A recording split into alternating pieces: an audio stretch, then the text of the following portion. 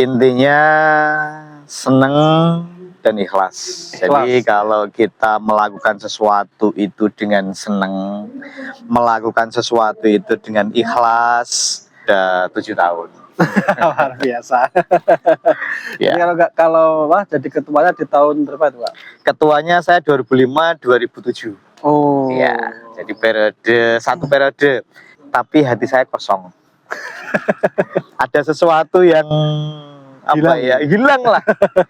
Jabatan di pramuka itu adalah bukan suatu jabatan yang ini harus tak pertahankan. Salam Pramuka, Kakak Perangkat Bojonegoro, kembali lagi di program Candu. Dan sekarang kita sudah bersama narasumber yang luar biasa sekali. Hari ini kita bersama dengan Kak Unsa. Sehat Kak Unsa? Alhamdulillah. Sehat Kak Niko. Sekarang ini jadi wakil ketua Bina bidang Muda. Pembinaan anggota muda. Betul. Oke, luar biasa sekali. Ya. Jadi kalau kita melihat Kak Unsa ini dari dulu sosok muda, kelihatan muda terus ini. Amin. Pernah juga dulu jadi sekretaris juga Kak ya. Betul. Biasa sekali. Ya. Sekarang alhamdulillah beliaunya sebagai wakil ketua di Kabupaten Cabang Kakak Perangkat Bojonegoro. Oke. Luar biasa. Ini resepnya gimana Kak ini? Selalu ada terus di setiap periode. Ya. Intinya seneng dan ikhlas. Jadi kalau kita melakukan sesuatu itu dengan seneng, melakukan sesuatu itu dengan ikhlas, maka tidak ada rasa mangkel, tidak ada rasa benci, tidak ada rasa lelah. Jadi ketika kita melakukan sesuatu seberat apapun, jika dilakukan dengan seneng, ya rasanya ya tetap enjoy saja. Misalkan kita punya cewek misalkan, ya kita sangat suka pada cewek tersebut misal. Ketika kita sayang pada cewek tersebut, walaupun hujan pun akan kita lakukan. Yang penting cewek kita tidak kehujanan, walaupun kita kebasahan. Itulah makna dari seneng dan ikhlas. Oke, makanya sampai saat ini Kak Unsa ini masih aktif ya Kak? Dari mudanya dulu sampai sekarang. Betul. Selalu continuous. Betul. Jadi saya teringat pada saat masih kecil. Pada saat itu saya ingat kelas 3 SD. Kelas 3 SD itu mungkin kalau kita ya siaga lah. Siaga. Tapi pada saat siaga itu karena mungkin saya seneng ada sebuah perkemahan yang tingkatnya penggalang, namanya Jambore pertama kali. Dari jarak sekolah atau rumah saya ke tempat Jambore itu paling sekitar ya 50 kilo lah. Itu saya masih kelas 3 SD. 3 SD. Karena saya seneng, ya tidak bersama dan didamping orang tua pun tidak masalah. Karena kita enjoy dengan teman-teman, dengan alam terbuka. Jadi itu dasarnya, seneng terus ikhlas. Kecil SD saya lakukan ke Jambore, SMP juga iya, SMA apalagi. SMA sudah mulai seneng karena sifat pendidikan di SMA itu kan kalau penegak kan sudah mulai terbuka kan. Jadi sumber ilmu yang kita dapatkan tidak hanya dari pembina saja, tapi bisa dari lingkungan sekitar, dari buku dan seterusnya. Karena sifatnya kalau penegak sudah terbuka. Kemudian dilanjut kuliah, waktu SMA dulu ikut DKR. Ya, ikut daerah dan saya sebagai sekretaris pada saat itu tahun 1998 waktu saya SMA. Lanjut kuliah, kemudian saya masuk DKJ, anggota DKJ. Maksudnya DKJ itu pada waktu kuliah? Ya, betul. Jadi saya ingat ketika awal kuliah, saya kan kuliah tahun 99. Tahun 2000 itu ada seleksi DKJ Kabupaten Bojonegoro. Nah, Itu saya ikut seleksi DKJ dan alhamdulillah masuk. DKJ dulu periodisasinya adalah 5 tahun, terus bergeser jadi 3 tahun, pernah juga 2 tahun. Nah, saya jadi anggota DKJ itu selama 5 tahun, kemudian jadi ketua DKJ itu selama 2 tahun. Jadi saya di DKJ sudah 7 tahun. Luar biasa. Ya. Jadi kalau wah jadi ketuanya di tahun berapa itu, Pak? Ketuanya saya 2005-2007. Oh. Ya, jadi satu periode. Karena pada saat itu memang ada aturan yang masa kerja DKJ 2 tahun. 2 tahun. Ya. Nah, pasca itu saya kan sudah lulus kuliah. Saya pernah istilahnya gini. Saya di Pramuka sudah sekian tahun. Pernah terbersit dalam pikiran saya istilahnya apa ya, pamit atau istilahnya apa ya, pamit sementara lah sama teman-teman di Pramuka yang pada saat itu beliau sangat kagum almarhum Kak Joko Supeno dan seterusnya. Kak, saya tak mohon izin undur diri dulu dari Pramuka karena saya sudah lulus kuliah. Terus kemudian mungkin saatnya saya fokus ke Karir. perbaikan ekonomi. Perbaikan ekonomi pada saat itu diizinkan. Pada saat itu usaha saya sukses luar biasa. Dulu itu kan belum ada apa istilahnya ya, usaha counter misalkan. Saya merajai punya 8 counter pada saat. Tapi walaupun secara ekonomi saya merasa tercukupi, tapi hati saya kosong. Ada sesuatu yang apa hilang lah. Kok nggak utuh ya. Jadi akhirnya pada saat itu saya berkomunikasi kembali pada saat itu dengan beliaunya Kak Safa. Beliau pada saat sebagai sekretaris cabang. Kak Safa mohon izin, saya sudah 2 tahun kalau nggak salah pada situ tidak aktif di Pramuka.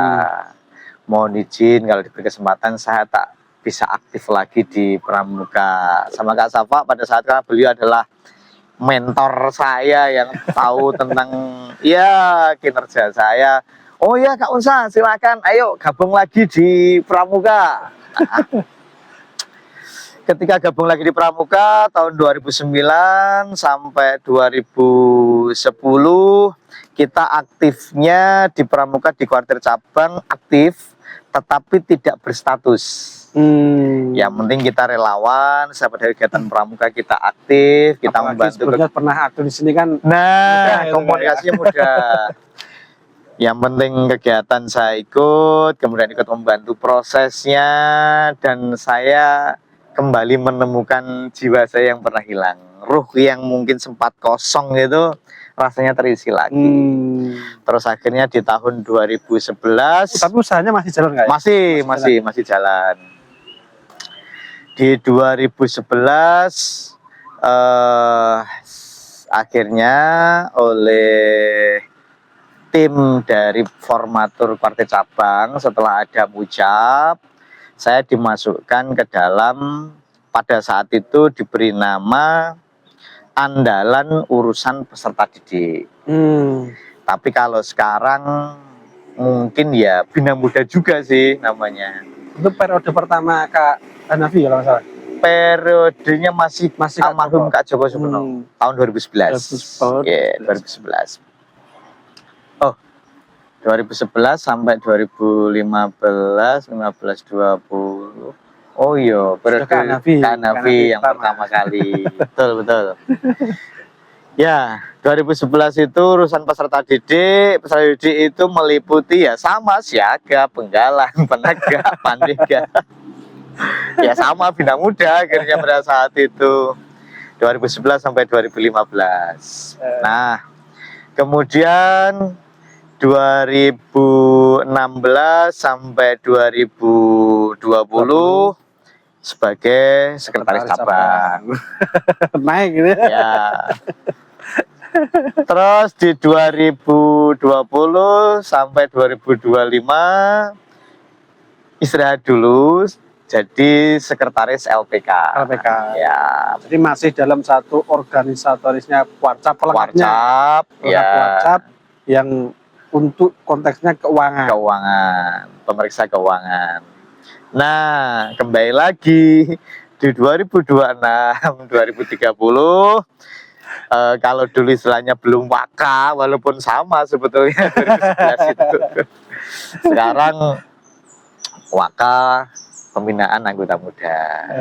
Nah, di waka nanti ada banyak teman-teman di bawahnya, masing-masing ada yang ngurusi penggalang, siaga, penegak, pramuka Garuda, dan seterusnya. Kalau dulu 2011 itu tunggal urusan peserta didik ya bukan sebagai waka ya sebagai pelaksana. Jadi ya pada saat itu full kegiatan itu untuk yang organisasinya tadi.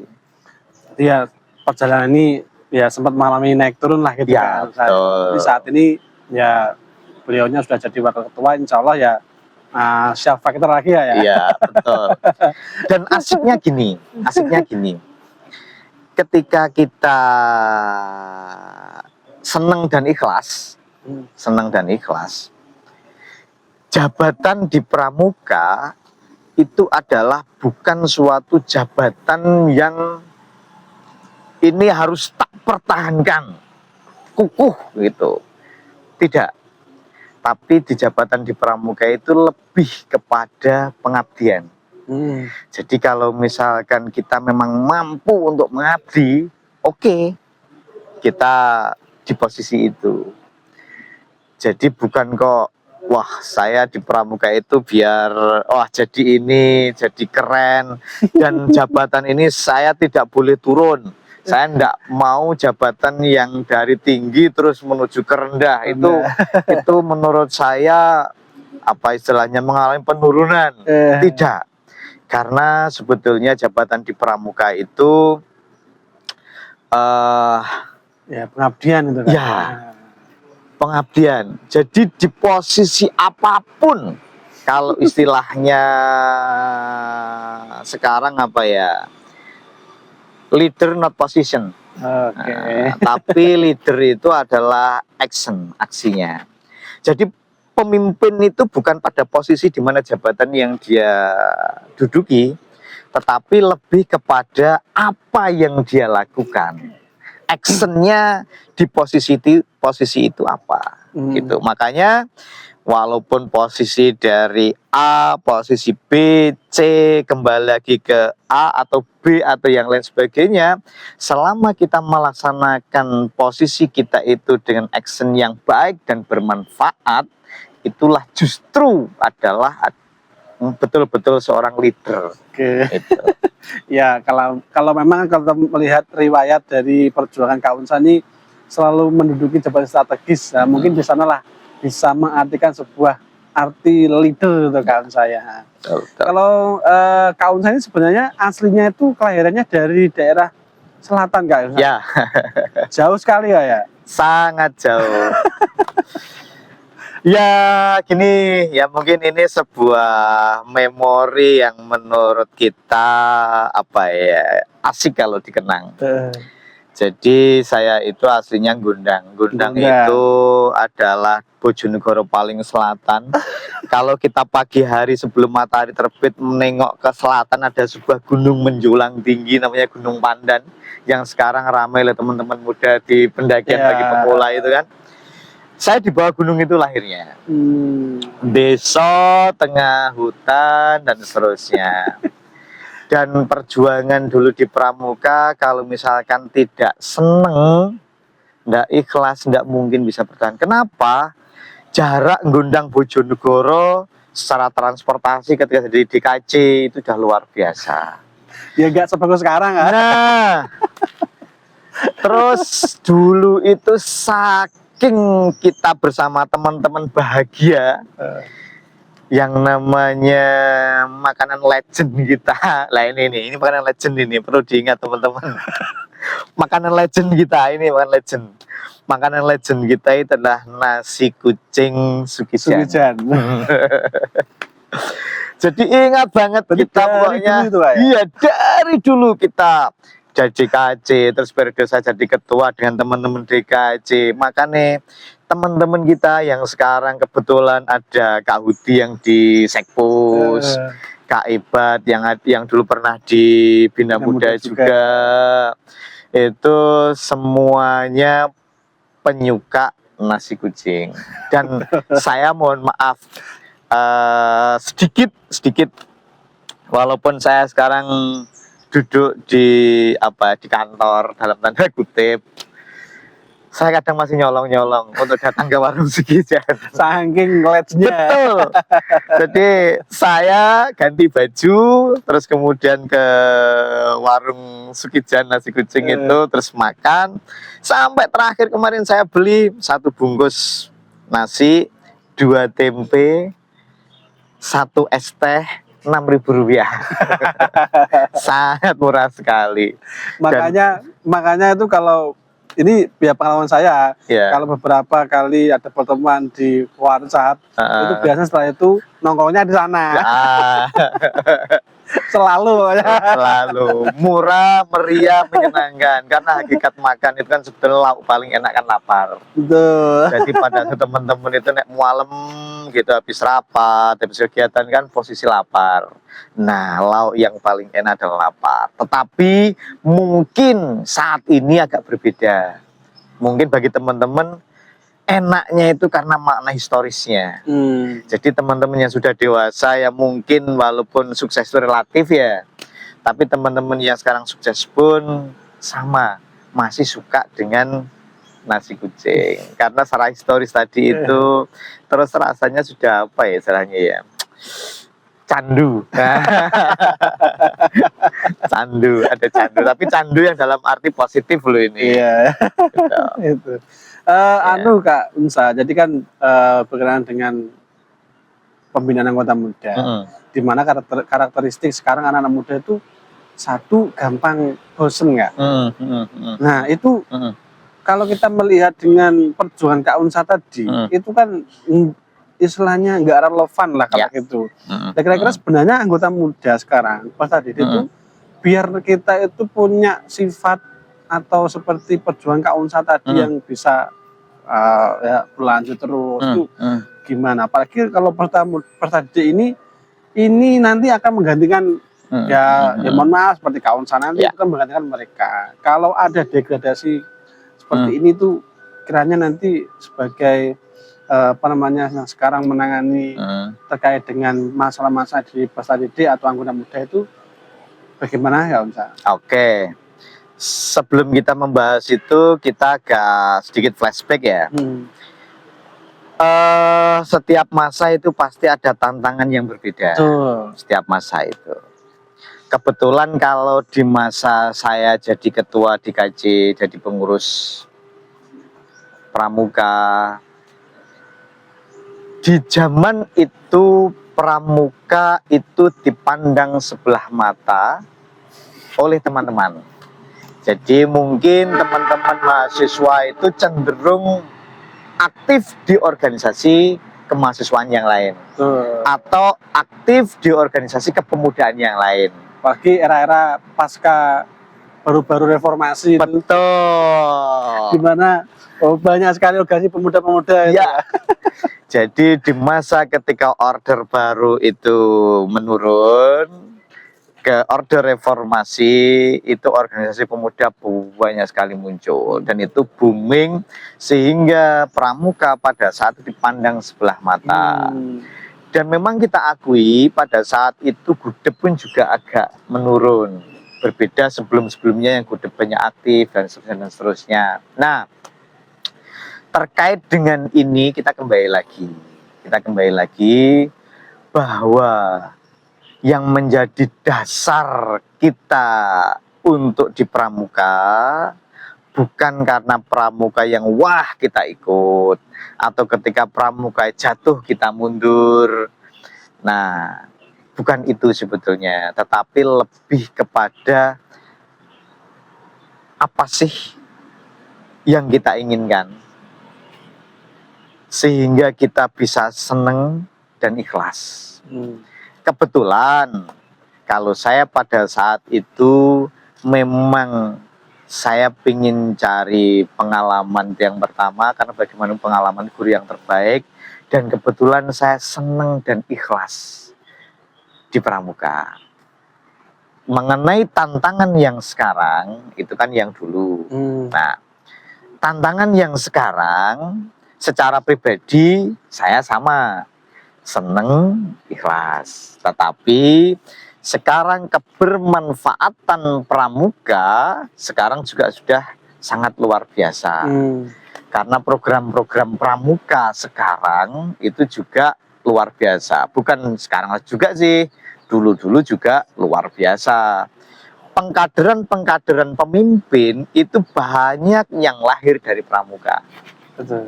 Kenapa? Dari dulu di Pramuka itu ada namanya KPDK, kursus pengelolaan Dewan Kerja.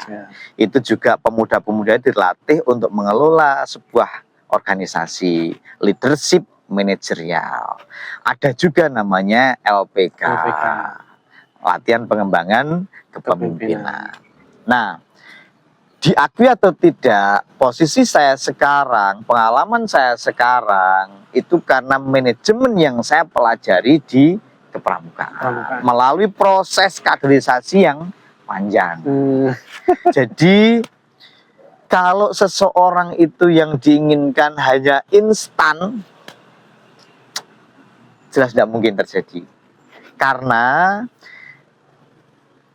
kesuksesan, jadi sukses itu adalah bertemunya kemampuan. Jadi seorang itu punya kemampuan, punya skill, bertemu dengan ada namanya kesempatan. Jadi sukses itu hanya bisa terjadi ketika, ya diantaranya maksudnya ya, secara istilahnya pengalaman saya, selain takdir. Jadi sukses itu akan terjadi adanya kemampuan bertemu dengan kesempatan, maka terjadilah sukses itu.